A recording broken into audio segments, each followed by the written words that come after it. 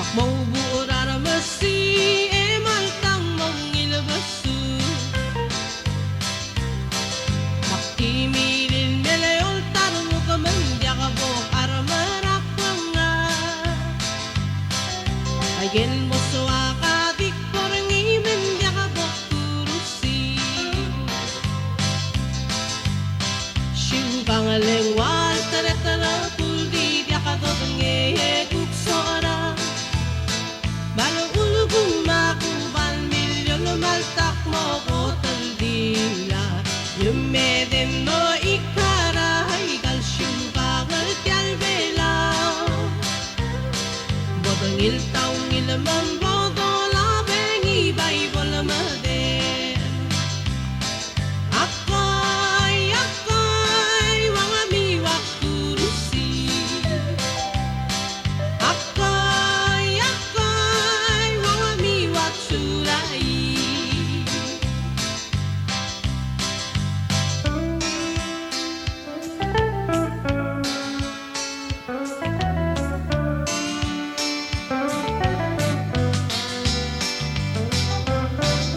Pagurureng alulugong mga raoklan mo teras mae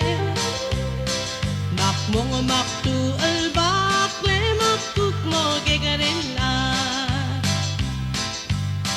Makmo matigarahang yalabelaw leltang mo bayo telbenuma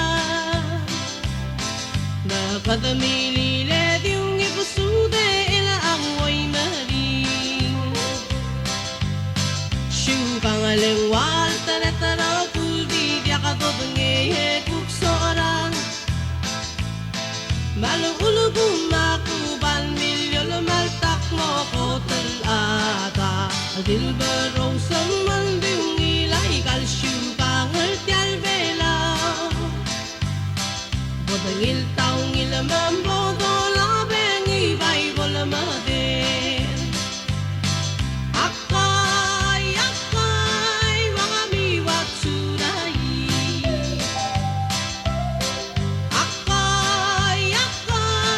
wangamiwak kurusi Siu pangaleng wal taretara puldi dia ka dodenge kuksora